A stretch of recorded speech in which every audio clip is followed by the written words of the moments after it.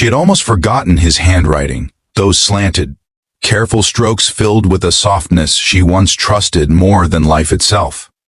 The letter slipped out of an old book the moment she opened the dusty box, landing quietly on the floor like a memory she had spent years trying to bury.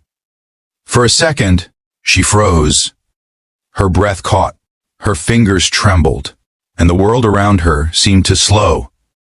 It felt as though the walls, the silence, and the light in the room leaned in, waiting for her to either run or finally face the truth she had abandoned long ago. She stared at the folded paper with an ache blooming in her chest, knowing that whatever was written inside could either reopen wounds she thought had healed or reveal something she had never expected. And in that moment, she had no idea that reading it would change the course of her life in a way she couldn't have imagined. If you believe in kindness, forgiveness, and second chances, please like, comment, share, and subscribe. It truly helps us bring more meaningful stories your way. Aaliya had always been the kind of woman who pushed through life with quiet strength. She worked hard, kept to herself, and moved with the kind of grace that masked the storm she carried inside. She was in her early 30s now, living alone in a small apartment she had learned to decorate not with luxury but with peace, plants, soft lamps, warm colors.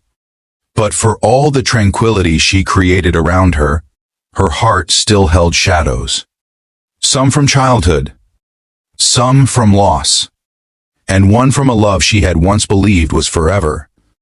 7 years had passed since she last saw Samir, her first love, her almost forever, the man who knew her laughter better than anyone else. Their breakup had been abrupt, heavy, and confusing. She thought he had stopped loving her. She thought he had drifted away because she wasn't enough. And eventually, she convinced herself to move on. Life demanded it. Work demanded it. Time demanded it.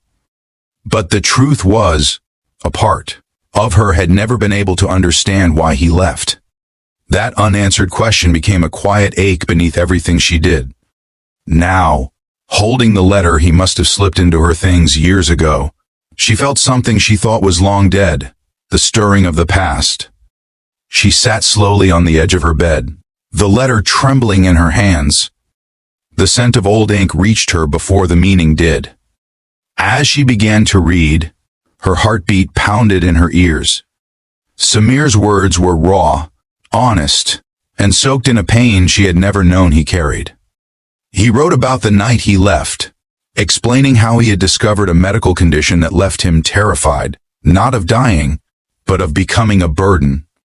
He wrote about the fear of watching her sacrifice her dreams for him, the fear of seeing her bright future dim because of his fading health.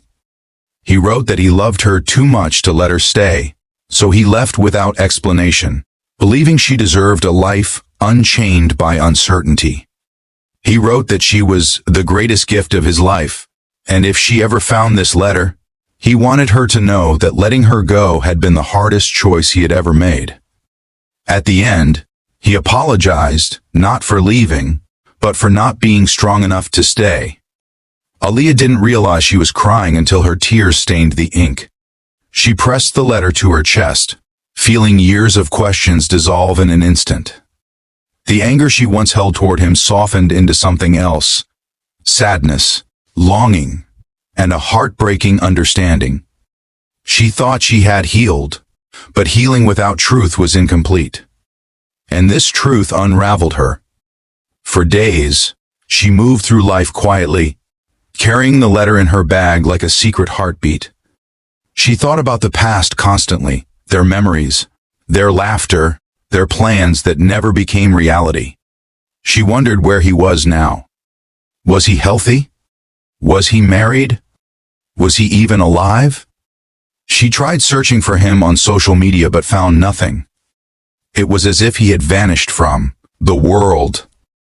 One evening, when the sky was splitting between orange and navy, she sat on her balcony watching the city sink into twilight. She held the letter again, reading it under the fading light. For the first time in years, she allowed herself to miss him, not the idea of him, but the person he truly was.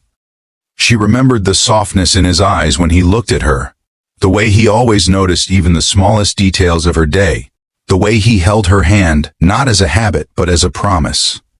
The realization hit her suddenly. She needed closure, not the kind that comes from forgetting, but the kind that comes from knowing. And she knew she wouldn't find peace until she found him. Driven by a mixture of hope and fear, she reached out to one of their old mutual friends, someone she hadn't spoken to in years. When she finally gathered the courage to send the message, the weight felt unbearable. Hours passed, then a day, and then a reply. Her fingers shook as she opened it. The message said he was alive, but life had not been kind to him. He had gone through treatment, fought fiercely for years, and eventually recovered enough to start working again. But the illness had left him cautious, withdrawn, different.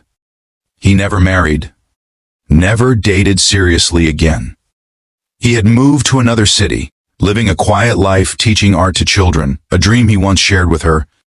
He had never spoken about Aaliya to anyone in detail, but their friend wrote that every time her name came up, even accidentally, his entire face changed. It was clear that she had remained in his heart long after she had disappeared from his life. Aaliya felt something inside her break open, like a door she didn't know was locked. Without hesitating, she asked for his address. She wasn't sure what she would do with it, visit, call, or simply watch from afar, but she knew she needed to see him, even if just once, even if only to whisper thank you or goodbye. The next weekend, she boarded a bus to the city where he now lived. The entire journey felt surreal. Trees blurred past the window. Streetlights flickered like old memories. And her thoughts drifted between fear and longing. What if he didn't want to see her? What if he regretted writing the letter? What if meeting him reopened too much? But the strongest fear of all was the possibility of never knowing. When the bus finally stopped, she stepped out into the warm afternoon air, holding the letter like a steadying anchor. She walked through narrow streets lined with bookstores, small cafes, and children playing in the dust of the golden sun. Everything about the city felt gentle, almost poetic, and she wondered if he had chosen this place because it mirrored something inside him, a softness the world had often overlooked. Finally, she found the small art center where he worked. Through the large front window, she saw children gathered around easels, splashing bright colors onto paper with the carefree joy only childhood can bring. And there he was, older, thinner, a little fragile looking, but still carrying the same quiet warmth she remembered. His hair had more gray now, and there was a peaceful stillness in his face, but when he smiled at something a child said, she recognized him instantly. Her breath caught. Years melted. And for the first time since finding the letter, she felt something like grace touch her heart. She didn't walk in. Not that day. Instead, she stood across the street watching him teach, watching him move gently between the children, watching the life he had built from the pieces of the one he lost. She realized then that love wasn't always about possession or proximity. Sometimes it was about understanding, about seeing the truth behind someone's choices, about appreciating the unseen battles people fight quietly and alone. She walked away before he noticed her, carrying a strange mix of closure and longing. She returned to her city with a lighter heart. She knew now that he had loved her deeply, fiercely, selflessly. She knew that he had left not because she wasn't enough, but because he thought she deserved more. And with that understanding, something in her finally healed. Weeks passed. She returned to her routines, but something inside her had awakened. She found herself smiling more often, forgiving more quickly, loving more openly. She reached out to friends she had drifted from, reconnected with family, and even started painting again, a passion she had abandoned after losing him because it reminded her too much of their shared dreams. Now, it brought her peace. One quiet evening, she wrote a letter of her own. She didn't send it. She simply placed it next to the one he had written, keeping them together like two halves of a story finally complete. Her letter wasn't filled with regrets, but with gratitude. She thanked him for loving her enough to let her go. She thanked him for the memories that still shaped her. She thanked him for giving her the truth she needed to finally breathe freely again. And then she wrote the last line with a steady hand. You changed my life, then and now. If this story touched your heart even a little, please like, comment, share, and subscribe. Your support helps keep these emotional journeys alive. Before the ending, please comment below. Have you ever found something from your past that changed everything? Aaliya's story didn't end with a grand reunion or a dramatic confession. It ended with acceptance, a soft, powerful kind of closure that reminded her that not all love stories end the way we expect, but they shape us in ways we can't forget. She carried his letter with her always, not as a weight, but as a gentle reminder that sometimes the people who leave us don't stop loving us. They simply love us in ways we don't understand until time reveals the truth.